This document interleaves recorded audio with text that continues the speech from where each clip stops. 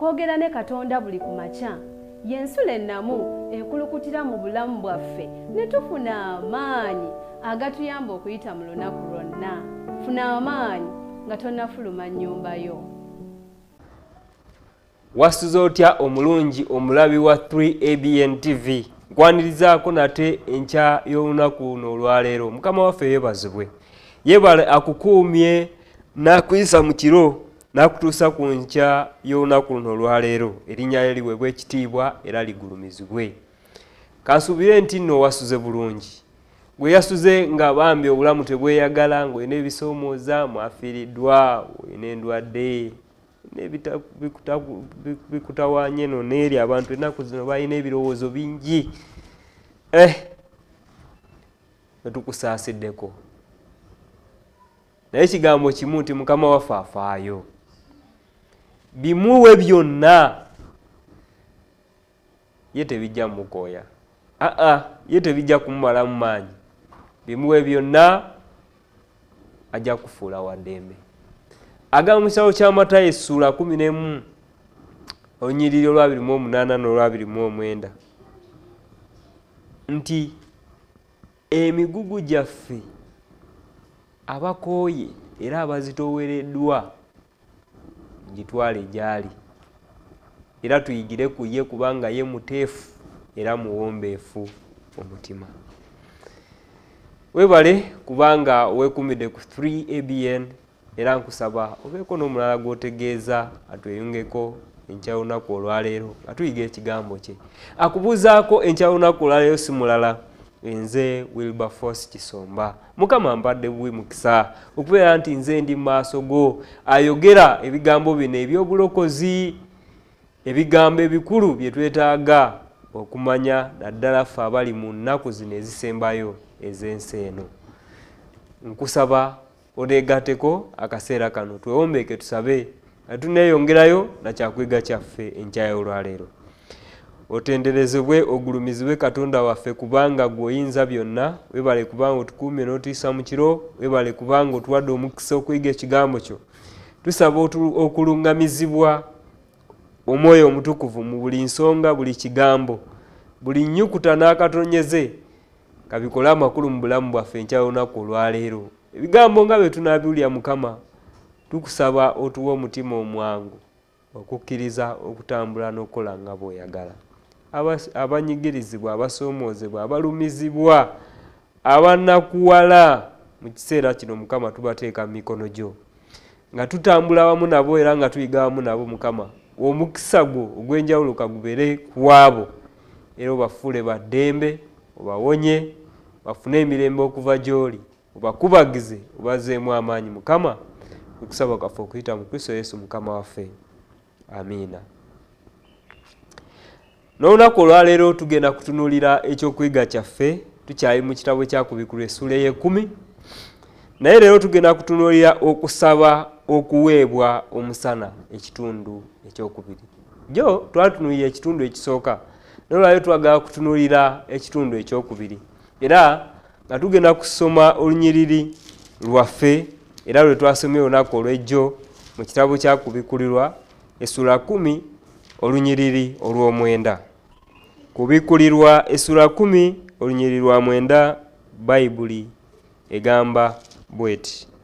Kubi olw'omwenda agamba nti neŋŋenda eri malayika nga mugamba okumpa akatabo. Naŋŋamba nti twala okamire era kanaakaayira olubuto lwo, naye mu kamwa ko kanaaba akawoomerevu ng'omubisi gw'enjuki. Bye bigambo ebyo malayika bye yagamba Yokaana. Yokaana yamusaba akatabo, malayika n'amugamba watali kuwannaanya katwale. Era ejjo twayize nti nno bwe tusaba Katonda ajja kutuwa. Naddala bw'osaba ng'oyagala okuyiga ekigambo kya Katonda okukitegeera, esaala eyo Mukama agiddamu awo wennyini. Matayo 7:7 yatugambye nti musabe muliweebwa, munoonye muliraba, mweyanjule muligulibwawo. omukwano kasatwala omutawaana nga Yokaana bwe yasaba.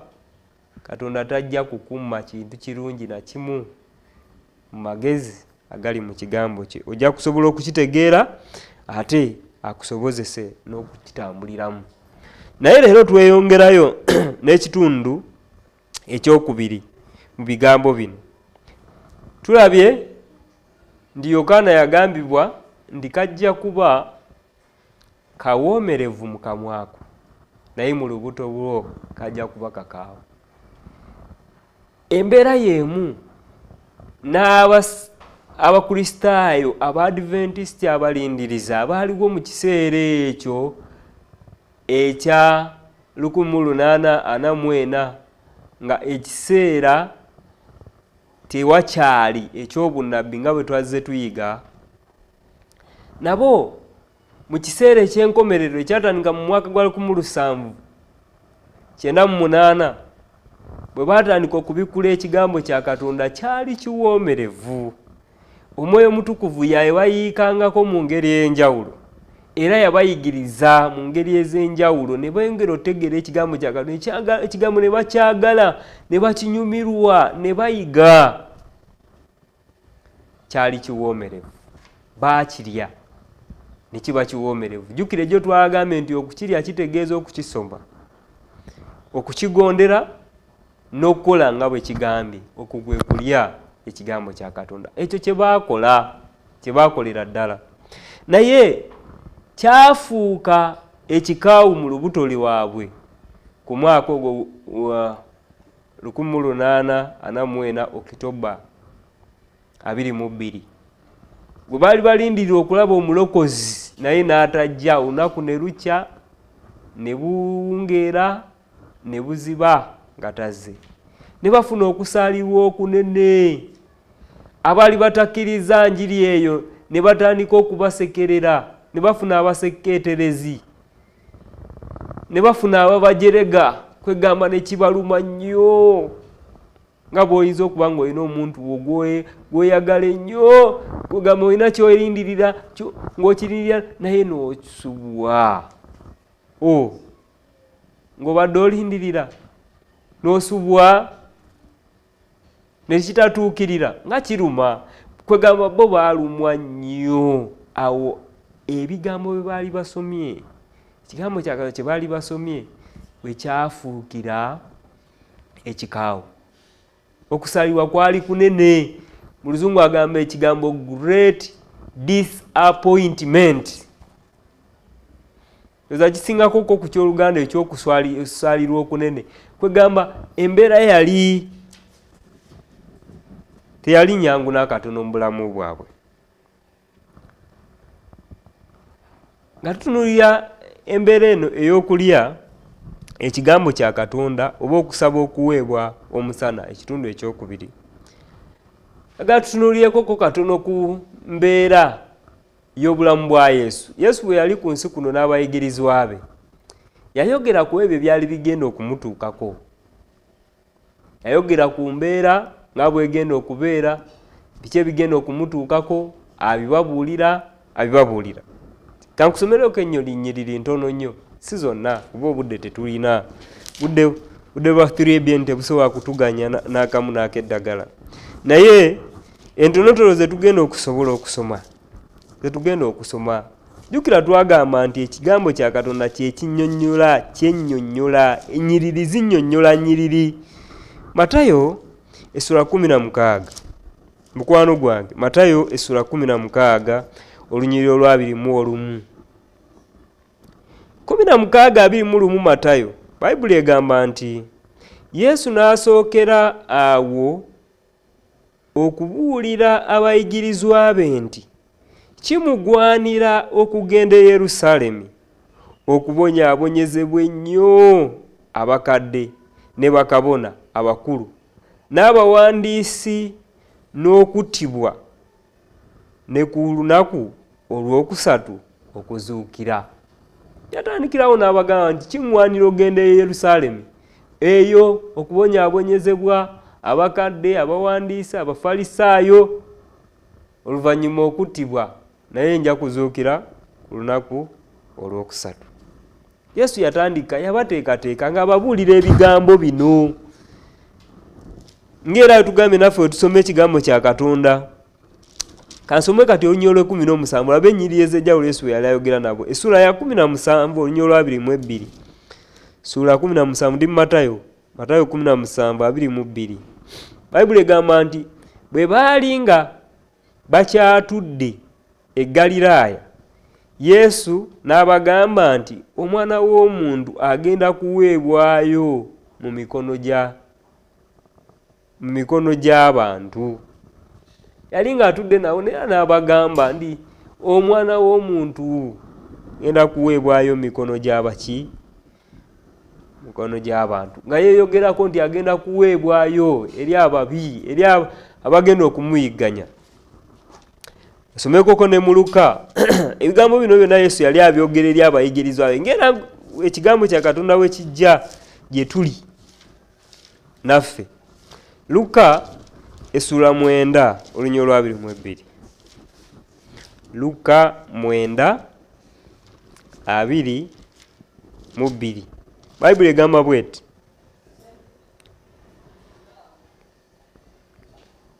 Ngamba nti kigwanira omwana w'omuntu, ngamba nti kigwanira omwana w'omuntu okubonyaabonyezebwa ebingi n'okugaanibwa abakadde ne bakabona abakulu n'abawandiisi n'okuttibwa, era ku lunaku olwokusatu okuziikibwa. Era ku lunaku olwokusatu okuzuukizibwa.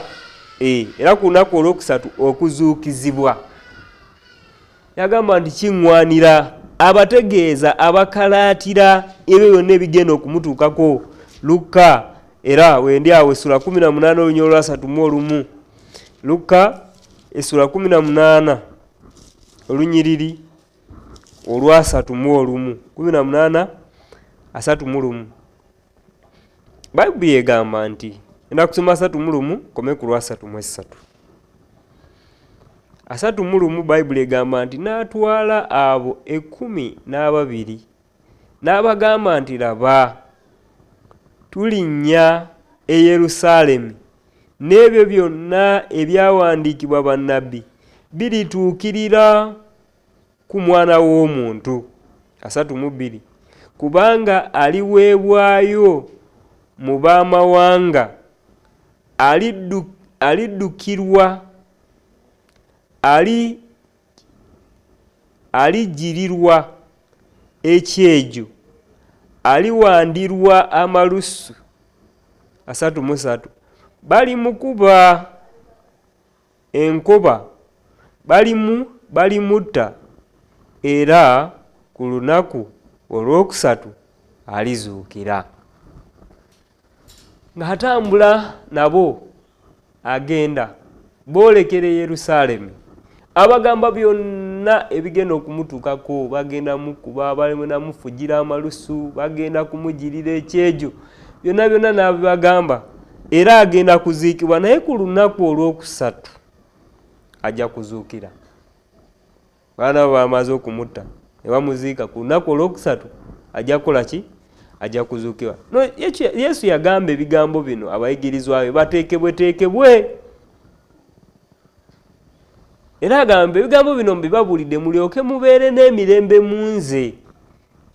Aba yayogera mu kitabo kya Yokaana essula 16 nti ebigambo bino mbibagambye mulyoke mubeere n'emirembe mu nze. Mu nsi mulimu ennaku, naye mugume kubanga nze mpangudde. N'abayigirizwa be bano yabateekateeka basobole okubeera n'essuubi. Naye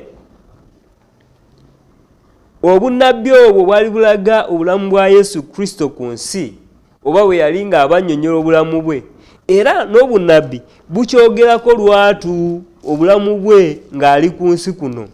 Bwe tusoma mu kitabo kya Luka essula ya 22 olunyolo lwa 37. Luka 22:37 Bayibuli ewandiise n'egamba nti kubanga mbagamba nti kino ekyawandiikibwa kigwanidde okutuukirizibwa ku nze nti yabalirwa wamu n'abaasobya, kubanga kiŋŋwanira kirina okutuukirira. Nti kyawandiikibwa n'olwekyo kiŋŋwanira era kirina okukola ki? Kirina okutuukirira, kuba bwekityo bwe kyawandiikibwa kiŋŋwanira okubalibwa awamu n'abaasobya. Yesu n'awanikibwa wakati w'ababbi babiri, kuba bwekityo bwe kyawandiikibwa kiŋŋwanira okubalibwa awamu naki? Nabo olw'okubalokola. Yokaana 13 olwakadde njagala kuwanguwamuko wano. Yokaana 13:18 asomewoko. Ennyiriri zinnyonnyola nnyiriri. Yokaana 13:18 Bayibuli egamba nti soogedde ku mmwe. Yokaana wendiawo 13:18. Yes, Yokaana 13:18. Soogedde ku mmwe mwenna, nze mmanyi be nalondamu, naye ekyawandiikibwa kituukirire nti alya ku mmere yange ye anyimusizza ekisinziiro kye. Yanyimusizza ekisinziiro kye. Nolwekyo ayogera ku ebyo ebyali bigenda okumutuukako nti nga bwe byawandiikibwa era bwe bityo bwe bigenda okukola ki? Era bwe bityo bwe bijja okutuukirira. N'ekisinga okunakuwaza kye kino nti Yesu Kristo ng'amaze okubabuulira abayigirizwa be, abateeseteese ebbanga eriwera, ng'asuubira nti n'ebigambo bino yabibagamba era ne babitegeera. Bo okulowooza kwabwe kwali ate kuli ku birala. Essuubi lyabwe baali balowooza nti agenda kuteekawo bwakabaka ku nsi kuno. Baali bamanyi nti no Yesu Kristo obwakabaka bwagenda oteekawo, agenda teekawo bwakabaka ku nsi kuno era tufune ebifo. Naye yabagambira ebigambo bino byawandiikibwa, bino byampandiikibwako, kiŋŋwanira kikola ki? Bo baali bakyalowooleza mu bwakabaka bwa ku nsi, nga bamanyi nti agenda teekawo bwakabaka tufune ebifo, tule ku bifo eby'oku mwanjo, tubeere mu gavumenti ye, tubeere mu bwakabaka bwe, tubeere kitundu ku bwakabaka obwo. Ng'ebigambo bino abibagamba naye ng'essuubi lyabwe liri ku bintu birala. Kino kyakusoomooza naffe gye tuli. Ebiseera ebisinga ebirowoozo byaffe biyinza okutwalibwa embeera endala ne tulugguka okuva ku kigambo kya Katonda. Nsoma mu kitabo kya Matayo essuula 2 olunyiriri lwa 21. Matayo essuula 2 olunyiriri lwa 21 agamba, n'amugamba nti oyagala ki? N'aŋŋamba nti lagira abaana bange bano bombi batuule, omu ku mukono gwo ogwa ddyo n'omulala ku mukono gwo ogwa kkono mu bwakabaka bwo. Ono yali maama nga yasabira abaana be omukisa guno. Ndi omu atuule ku gwa ddyo n'omulala atuule ku gwa kkono, kuba baali balowooza nti obwakabaka Yesu agenda teekawo obwakabaka naye bwa ku nsi kuno. Ne bwe yatambula ng'agenda e Yerusaalemi nga bamanyi agenda kutuula ku ntebe eyaki? Agenda kutuula ku ntebe ey'obwakabaka e Yerusaalemi. Luka 9:41 nawo tusoma ku mbeera y'emu. Luka 9:46 onsaasire. Agamba nti awo Luka 9:46 awo ne wabaawo okuwakana mu bo, aliba omukulu mu bo bw'ali. Bano bayigirizwa ba Yesu. Ne wabeerawo okuwakana mu bo, aliba omukulu mu bo bw'ali. Atya yani ku bonna agenda okubeera omuki? Okubeera omukulu. Kwekwe okuwakana okwali mu bo nga balowooza nti nno obwakabaka buno Yesu Kristo bwagenda oteekawo bwakabaka bwakuki? Bwakabaka bwa ku nsi. Naye wano kye tulabye nti nno si bwa ku nsi. Ye Yesu ate bwe yali abagamba, yali ayogera ku kuttibwa kwe ngobalowooza agenda kusaawo Bwakabaka. Yensonga lwaki kwali kusaalibwa kwa maanyi eri abayigirizwa ba Yesu abaali basuubira nti no agenda teekawo Bwakabaka, abaali basuubira nti no bagenda kufuna ku bifo eby'okumwanjo, bagenda kubeera bakulu, bagenda kubeera ba ambassador, ba governors, ba prime ministers, bakulu batudde ku bifo bya kumwanjo. Ate gubalowooza agenda oteekawo Bwakabaka ng'aziikiddwa mu ntaana, ng'ali ku musaalaba atengejja. Lwali lunaku lwa kizikiza eri abayigirizwa bano kubanga baali baweddemu amaanyi. Experience eyo oba embeera eyo abasajja bano gye baayitamu n'abakazi yali nkaawu, newankubadde nga batambula ne Kristo nga balaba ebyamagero n'ebikulu bye yali akola, ne banyumirwa, ne bawoomerwa obuweereza, ne bayigira ku bigere bye, ne bafuna emikisa mingi. Mu kiseera kino embeera yali egayegaye era ne kabeera akatabo nga kakaaye, ekigambo kya Katonda nga kikaaye mu bulamu bwabwe olw'okunyolwa okw'amaanyi kwe baali bayitamu. Omulimu gwa Katonda oba omulimu gwa Yesu ate gwo gwali tegutunuulidde bintu bya ku nsi nga bwe baali balowooza, naye gwali gutunuulidde ggulu. Focus yali esukkawo, endaba y'ebintu yali esukkawo nga bwe baali balowooza, naye yali atunuulidde ebintu bya mu ggulu. Someko mu kitabo ky'Abakolosaayi, Bakolosaayi essula 3 olunya olwokubiri. Bwatyo Bayibuli bwetugamba, Abakolosaayi 3:2 Bayibuli egamba nti mulowoozenga ebiri waggulu so si ebiri mu nsi. Abayigirizwa bano eno baggwamu amaanyi ne batendewayiwa kuba balowooza bya ku nsi. Abadventist oba abalindiriza abaasooka mu mwaka gwa 1844 balowooza bya nsi, nga balowooza Yesu Kristo agenda kujja kulongoosa nsi. Yeekaalu yali eyogerwako yali ya ku nsi, naye ng'ate yeekaalu eyali erongoosebwa yali ya mu ggulu. Owooluganda okuyita kugamba nti lowooza eby'omu ggulu so si eby'ensi. Mulowoozenga eby'omu ggulu so si eby'ensi.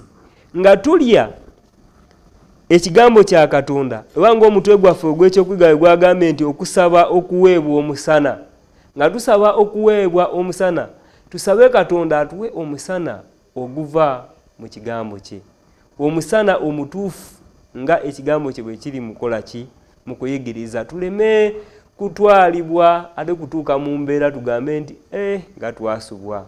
Tuleme kugoberera byoya bya nswa, naye tutambule ng'ekigambo kya Katonda bwe kiri, bwe tusobole okuweebwa omukisa.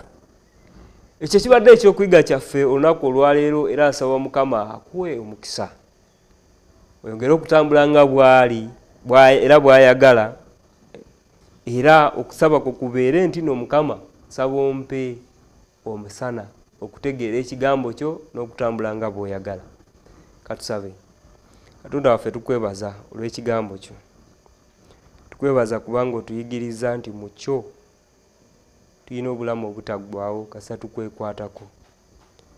Abayigirizwa ko n'abalindirizi mu mwaka gwa 1844 baasaalirwa, n'okusaalirwa kwabwe kwali kunene kuba baalindirira okudda kwo. Abayigiriza baalinda g'oteekawo Bwakabaka ku nsi kuno, naye ne kitatuukira nga bwe baalowooza, kuba si kye kyali ekituufu. Mukama naffe otuwadde omukisa mu kiseera kino, tukusaba tusobole okubeera nga tutambula ng'ekigambo kyo bwe kiri, tusobole okuweebwa omukisa. Bw'oliba okomyewo tuleme kubeera abamu ku abo abanaasangibwa nga tetweteeseteese, naye nga tweteeseteese era nga tusaanidde okusikira Obwakabaka bwo. Nteeka mwannyinaze muganda wange emikono gyo, ng'agenda okutandika okubaako emirimu gy'akola olunaku olwaleero. Omukisa gwo kamugoberere, ng'afuluma enju, omukisa gwo kagugende naye, ng'ayingira kagubeere naye era obugabirizi bwonna ekisa kyo kitukuume okusaba kwaffe okuyita mu Kristo Yesu Mukama waffe. Amiina. Omwagalwa, kwagaliza ekiseera ekirungi ng'osinza era ng'otendereza Katonda wo Kristo Yesu Mukama waffe. Amiina. Kwagaliza olunaku olulungi, Mukama akuume. Okwogera ne Katonda buli ku makya y'ensula ennamu ekulukutira mu bulamu bwaffe ne tufuna amaanyi agatuyamba okuyita mu lunaku lwonna. Funa amaanyi nga tonnafuluma nnyumba yo.